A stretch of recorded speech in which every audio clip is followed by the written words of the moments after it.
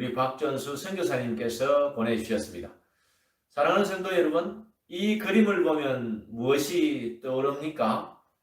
강이 있고 바다에서 캄보디아 청년이 무언가를 고민하면서 심도 있게 생각하면서 그물코를 자세하게 들여다보고 있는데 고기가 한 마리도 걸리지 않았습니다. 여러분, 물고기 하면은 12사도 중에 누가 생각이 나죠?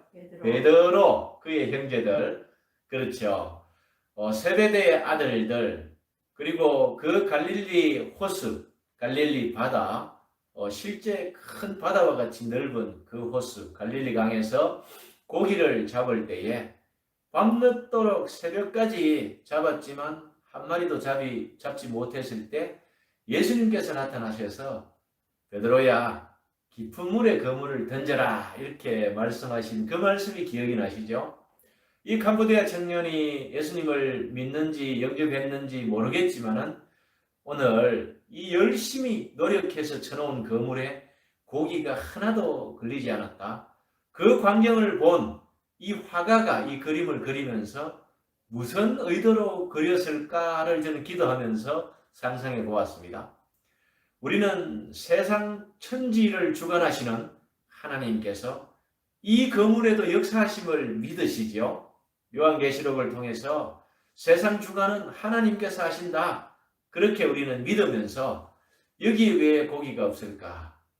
이 청년에게 말해주고 싶습니다. 사랑하는 캄보디아 형제 자매 여러분, 깊은 곳에 그물을 던지십시오. 반드시 물고기를 많이 잡게 되고 수확이 있을 것입니다. 또 이 그림은 이제 끝나고 나면은 또 올려놓겠습니다. 감상하시고 여러분들 가족끼리 한번 교제해 보시기 바랍니다. 오늘 말씀은 요한계시록 16장입니다. 우리가 요한계시록을 이제 16장까지 진행해 왔는데 요한계시록은 바로 6장에서 7인을 설명해 줬고 6장에서 마무리하고 정리해도 이 내용을 이해할 수 있습니다. 하지만 사도 요한은 계속해서 한 장 한 장을 덧붙여서 그림 언어, 즉 첫 번째 인을 설명하고 그 심판의 강도가 점점 더 깊고 넓게 나아가는 것을 설명하기 위해서 계속해서 반복하고 또 반복합니다. 전에도 있었고 지금도 있고 장차 되어질 일에 대해서 설명하고 있는 것이지요. 오늘 이 16장을 갖다가 우리 세 번역으로 다시 읽어보면은 그리고 나는 성전에서 나오는 큰 소리가 7 천사에게 하는 말을 들었다. 너희는 가서 하나님의 진노의 7 접시를 그 땅에 쏟아 부어라. 오늘 원어를 조금 이렇게 많이 풀겠습니다. 진노의 대접 또 접시 이렇게 풀고 있는데 이 원어의 말씀은 바로 그것입니다. 얇은 유리 그릇으로 만든 포도주 잔을 말합니다. 우리가 이 성찬 때 포도주 잔, 그죠? 복음을 받아들인 사람들은 바로 세례를 받고 바로 성령 받은 이 형제자매들이 교회에서 성찬식을 하지요. 예수님께서 내가 올 때까지 기념하라 했고 또 그것이 하늘의 통치 영역이 땅에까지 역사하는 그 증거이고 또 이 세례와 이 성찬 이것은 교회의 표지에 들어가고 또 하나님의 말씀과 세례와 성찬 권징이 있으면은 이것은 바로 교회이지요. 그래서 우리는 이 대접을 포도주 잔이다 이렇게 이해를 하시기 바랍니다. 그것을 대접이라고 하기도 하고 7 잔이라고 하기도 합니다. 사랑하는 성도 여러분, 16장 2절부터 시작해서 7 바로 이 대접, 이 잔에 대해서 심판에 대해서 이제 설명을 합니다.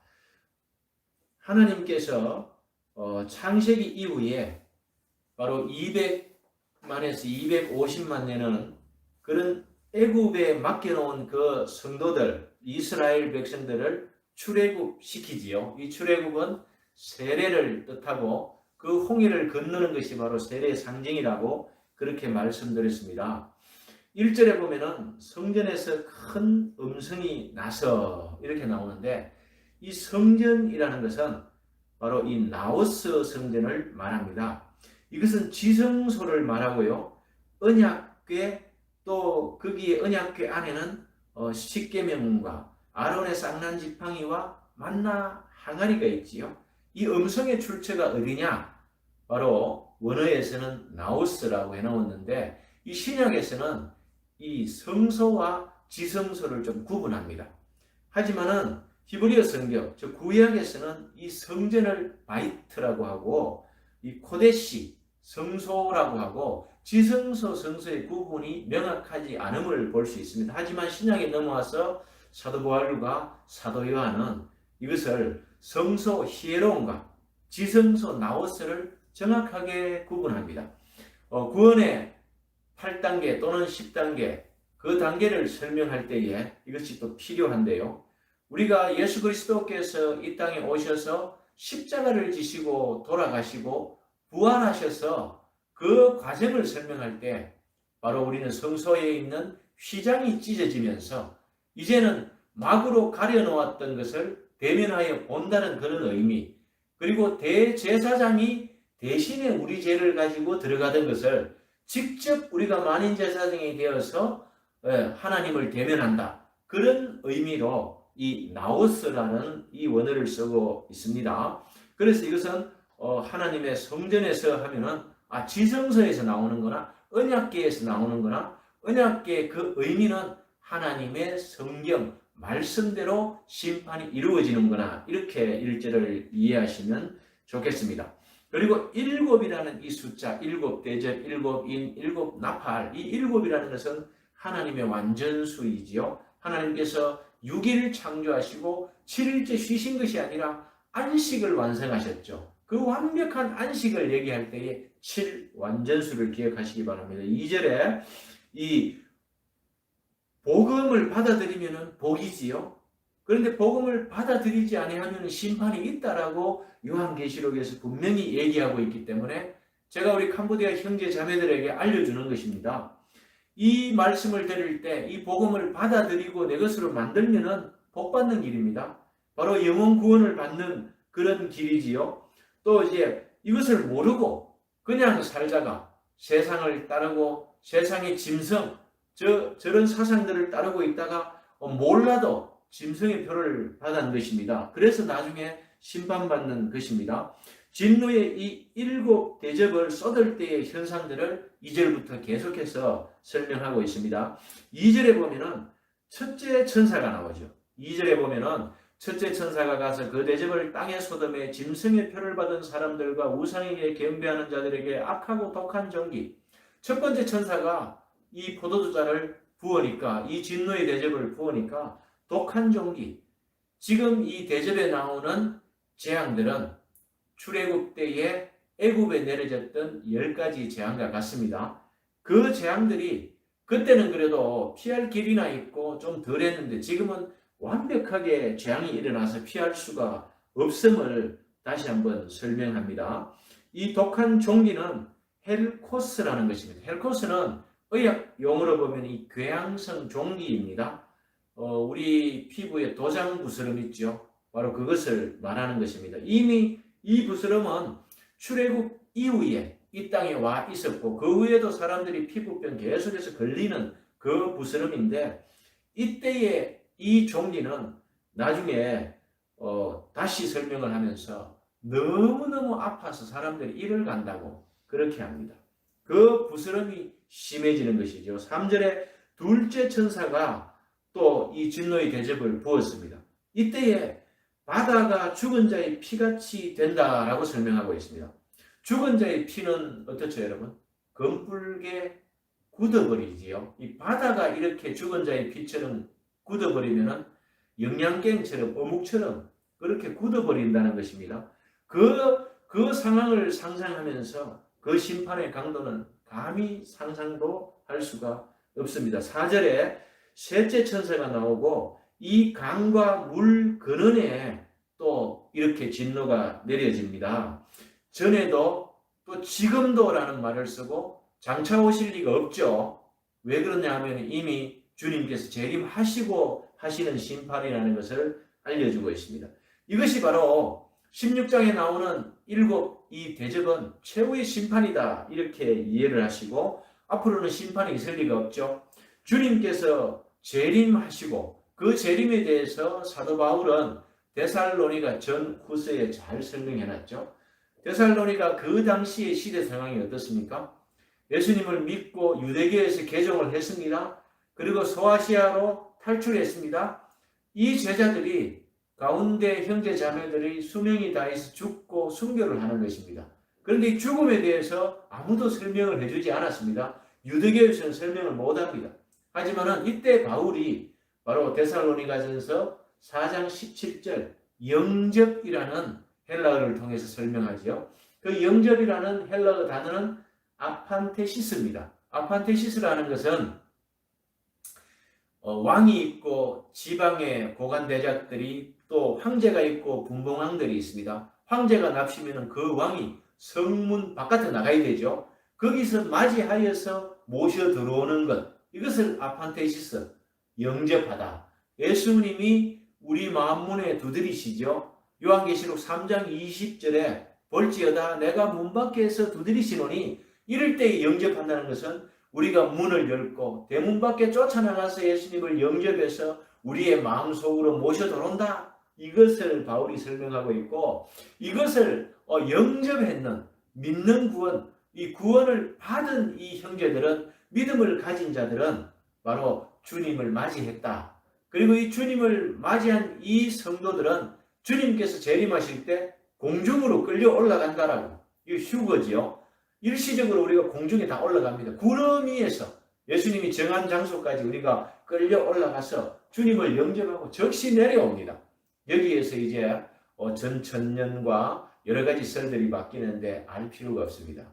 성경이 설명하지 않는 것은 아무리 신학에서 설명하더라도 우리는 믿을 수가 없고 믿지 않습니다. 우린 주님 오시면은 믿는 성도들은 어디로 갑니까? 공중으로 끌려 올라갑니다. 그래서 이 아판테시스, 영접한 성도들은 올라가게 되는 것이죠. 즉시 주님과 거기에서 환영의 찬송을 부르면서 즉시 땅으로 내려오십니다. 그것이 바로 최후의 심판날의 광경입니다. 그것을 바로 기억하시고, 이 헬라 시대의 이 거림 언어 아판테시스를 기억 속에, 생각 속에, 지혜 주머니 속에 잘 넣어놓으시기 바랍니다. 6절에 보면은 이 심판의 일곱 대접의 심판, 일곱 잔의 심판이 왜 일어나는지를 설명해 놨습니다. 그들이 성도들과 선지자들의 피를 흘렸으므로 세상의 악한 왕들과 황제와 그들의 정치 조직과 이 세상이 당시에 사도 요한이 살았던 그 초대교회 성도들이 살았던 그 당시에 로마가 어떤 짓을 했는지를 알려주고 있습니다. 성도들, 그렇죠. 길드라는 상인조합을 만들어서 표를 받지 아니하면 장사 못하게 했지요. 그래서 매우 가난하게 살 수밖에 없었던, 하지만 우리는 이긴 자가 되었죠. 신앙을 끝까지 지키는 구원받은 성도의 삶을 살았지요. 그리고 또 선지자들을 어떻게 했습니까? 구약 성경에서 그 선지자들이 어떻게 죽었습니까? 진흙창에서 갇혀서 흑암 속에서 맞아 죽고 밟혀 죽고 가마솥에 넣어서 끓여서 죽고, 이런 죽음을 당한 우리 선지자들, 그래서 하나님께서는 이것을 창세기에서 알려줬죠. 눈에는 눈, 이에는 이, 무슨 법? 동해보복법. 여러분, 사랑의 하나님께서 그냥 온 세상, 하나님이 세상을 이처럼 사랑하사 독생자를 주셨으니 이는 저를 믿는 자마다 멸망치 않고 영생을 얻게 하려 하심이라. 여기까지는 은혜의 하나님입니다. 왜냐하면 우리 죄인을 위해서 하나님께서 창세 이전에 택한 그 택자들을 위해서 아들을 죽음으로 내어주신 그 사랑으로 사랑을 설명했기 때문에. 하지만 오늘 요한계시록 16장 6절에서 우리 성도들과 선지자들의 피, 그 속에는 예수 그리스도의 피도 포함되어 있죠. 그 피값 속에 우리의 죄값이 다 들어있는 것이지요. 그래서 바로 그들에게, 그들이라는 것은 누구이지요? 구약시대부터 지금까지 앞으로 우리 성도들을 핍박할 그 용의 수하들, 사탄의 수하들, 악한 생각을 따르는 그 무리들에게 피를 마시게 하는 것이 합당하다라고 합니다. 여러분, 동해보복법 무섭습니다. 모든 세상의 법들은 바이마르 헌법, 그죠? 함부라비 법전 이렇게 올라가면은 세상의 모든 법들은 십계명을 근거로 해서 그 모든 법들이 유추가 됐고 만들어졌습니다. 그래서 십계명은 도덕법으로서 또 악을 억제하는 법으로서 또 믿는 사람이 어떻게 살아야 할지 그 선행을 하는 법으로서 이 용도들을 가지고 있다라고 칼빈은 설명을 했습니다. 사랑하는 성도 여러분, 반드시 처음에 천상에서 음성이 들렸죠. 그것이 바로 나오스라고 사도 요한은 분명하게 성소, 그 성소 안에는 무엇이 있습니까? 말씀이 있고 하나님의 만나 항아리가 있고 아론의 쌍난 지팡이가 있는 법궤 언약궤, 하나님께서 말씀을 통해 약속하신 그대로 심판하신다를 다시 한 번 더 강조하고 있고 7절에 보면 또 내가 들으니 제단이 말하기를 그러하다. 주 하나님 곧 전능하신 이시여 심판하는 것이 참되시고 의로우시다. 하나님의 심판이 불의하다라고 믿지 않는 악한 사탄은 그렇게 생각을 하고 있습니다. 그래서 마지막에 그 증거가 하나님을 끝까지 비방합니다. 그것은 사탄이기 때문에 그럴 수밖에 없는데 왜 이렇게 하나님을 믿지 않고 비방합니까? 그들은 선택받지 못했기 때문에. 그리고 악한 년 사탄은 하늘에서 미카엘 천사장과 싸워서 싸움에서 패하고 쫓겨났죠. 쫓겨나면 어떻게 해요? 오만 불만을 다 토로하면서 화내고 분내어서 이 땅으로 내려왔기 때문에 그 대신에 우리를 괴롭히는 것입니다. 그런 영적인 질서가 있기 때문에 항상 그리스도와 사탄의 싸움이죠. 하늘에서 이미 결판 났어요. 졌어요. 그때 결박당했어요. 무정에게 쳐넣었어요. 그런데 그 생각이 땅에서 마귀라는 이름으로, 귀신이라는 이름으로 악한 세상의 왕들이 이 생각을 따름으로 인해서 적 그리스도의 영을 숭배하는 자, 우상을 숭배하는 자가 돼서 끝까지 하나님을 반역합니다. 바로 이런 원리에 의해서 싸움이 일어납니다. 8절에 보면은 넷째 천사가 바로 또 대적을 쏟아면은 해가 권세를 받아 불로 사람을 태웁니다. 지금까지 해는 하나님께서 우리의 돕는 해지요. 해가 비쳐서 광합성을 해서 식물들이 열매를 내고 자라나지요. 햇빛이 비쳐서 우리가 비타민 D를 받지요. 이런 역할을 하던 것이 자연재해가 일어나는 것이죠. 해가 뜨거워서 사람을 불사르고 태웁니다. 이것도 자연재해는 그 자체로 자연이 안고 있는 모순에 의해서 생기기도 하지만 주권은 하나님께 있다는 것을 설명합니다. 하나님께서 그렇게 재앙 속에 내어놓는 것입니다. 11절에 보면은 아픈 것과 종기로 말미암아 하늘의 하나님을 비방하고 그들의 행위를 회개하지 아니하더라. 마지막 심판 때는 회개할 수가 없습니다. 여러분. 기회가 없습니다. 그리고 악한 사탄에 속한 사람들은 회개하지 않을 것입니다. 왜? 마귀의 영을 따르기 때문에 이들은 끝까지 죽으면서도 또 심판받고 영원한 불못 게헨나에 들어가도 이 사람들은 이를 갈면서 하나님을 비방한다라고 써 있습니다. 12절에 또 여섯째 천사가 대접을 쏟습니다. 이 여섯째 천사가 대접을 쏟을 때에는 어떤 일이 일어나겠습니까? 큰 강, 유브라데 강. 이 유브라데 강 외에 나머지 세 강이 있죠. 창세기 2장에서 하나님께서 에덴의 네 근원을 만드실 때에 제일 첫 번째 비손, 그죠? 그 다음에 기혼, 그 다음에 히데겔, 그 다음에 유브라데, 이 에덴 동산을 중심으로 해서 이 네 강의 근원을 만들었다는 것은 앞으로 하나님께서 이 세계의 역사를 주관하시면서 이 강을 통해서 문화와 역사들을 만들어 가신다는 전표였습니다. 우리가 히데겔은 기억나시죠? 히데겔 어디에서 봤죠? 히데겔. 에스겔은 그발 강가에서 완성을 받고 다니엘이 히데겔 강가에서, 그렇죠? 이 아수르 그리고 바벨론 그 뒤에 페르시아 다 역사가 거기에서 일어납니다. 메소포타미아 문명이 여기에서 일어나죠. 그렇습니다. 바로 유브라데 티그리스, 그것이 문화의 발상의 원인이고 문명의 발상의 그런 근거지가 되는 것입니다. 이 강이 말랐다는 것은 동방에서, 동방이면은 지금 이란이죠. 이란이나 또 이쪽 마곡, 곡과 마곡 그쪽도 동쪽에 있죠. 이 동쪽에서 침략자들, 중국까지도 동쪽이죠. 이 동쪽에서 이스라엘을 침공해 오려면은 이 유브라데 강을 건너야 되는데 강이 말랐다는 것은 그냥 홍해를 건너듯이 악이 건너온다는 것입니다. 지금까지 구약 성경에 나오는 모든 전쟁이 아마겟돈, 하르머깃돈, 또 거기에서 이 유브라데 강 근처에서 다 일어났고 거기에서 제국이 서고 패망했다는 것을 사도 요한이 한번 정리해 주는 것입니다.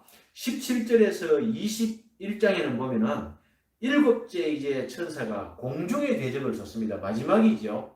공중의 대적을 쏟았다는 것은 우주 안에 있는 이 모든 공기가 오염이 된다라고 이렇게 설명하고, 지금도 우리가 공기가 나쁘죠. 이미 이 재앙이 시작되었다라고 우리는 이해를 해야 합니다. 이 공중의 대적을 쏟은 마지막인데요. 이때 공기재앙은 우리의 호흡과 숨과 관련되어 있습니다. 영적인 호흡도 관련되어 있습니다. 왜 그러냐면 거짓 사탄과 마귀들이 바로 이 개구리와 같은, 13절에 보면은 개구리 같은 더러운 영, 즉 용, 짐승, 거짓 선지자를 나타내지요. 용의 생각을 따르는 짐승은 바다 짐승이지요. 로마, 바로 이 지중해를 자기 앞마당 호수 삼아서 넘나들면서 세계를 제패했던 당시의 로마지요. 이것이 바로 제국주의 사상을 가지고 있었고, 이것이 더러운 거짓 선지자들이 합류해서 이들을 조정하지요. 그 당시에 거짓 선지자는 어디에 있습니까?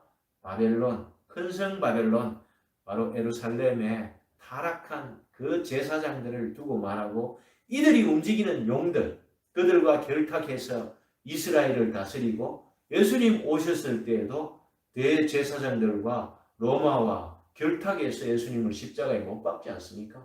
이 개구리 같은 이 더러운 영들이 예루살렘을 장악하고 있는 것입니다. 그래서 하나님께서는 새 예루살렘을 주시는 겁니다.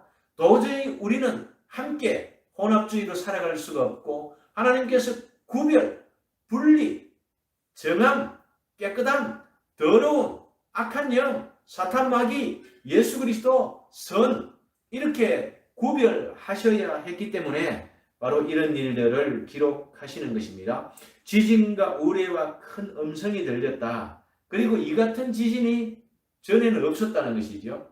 우리가 고베 대지진부터 시작해서 동일본에 일어나는 모든 일본의 대지진들을 공부하고 살펴보고, 또 우리 포항의 지진을 보면서 지진이 얼마만큼 무서운지는 우리가 아파트 8층에서 20층에서 흔들려 보신 분들은 이제 이 말이 이해가죠. 이전에도 없었던 지진, 이스라엘 성지 답사를 가서 느끼신 것은 하나님께서 역사를 통해서 계속해서 지진으로 심판하신 것을, 그 정표를 보고 왔습니다. 그 터키의 소아시아 7교회가 다 땅속에 들어가 있죠.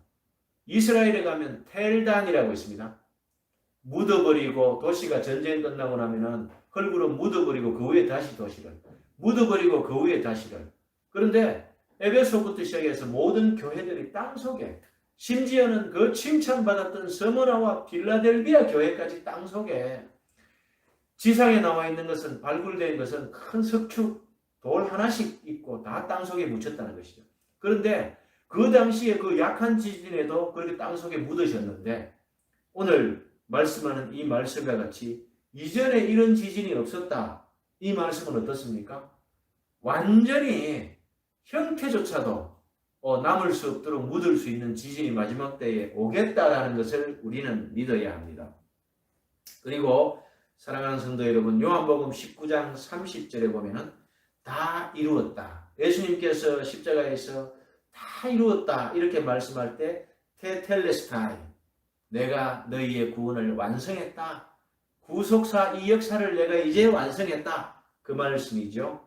오늘도 이 같은 지진이 없었다, 이 말씀과 성전에서 음성이 나오면서 되었다, 끝났다, 이제 역사의 운행을 내가 끝냈다, 이런 말씀을 우리는 기억하면서 공기가 탁해지고 이 공기재앙이 시작될 때는 이미 이 말씀이 말씀대로 이루어지고 있다, 이제 얼마 남지 않았다, 7년 대환란 가운데에 전 3년 반, 후 3년 반을 이렇게 또 신학자들이 주장하지만은 그렇게 세세하게 따지기보다 또 그럴 수도 있습니다. 하지만 우리는 이미 마지막 벌써 69이 지나가고 마지막 1회의 기간에 살고 있다.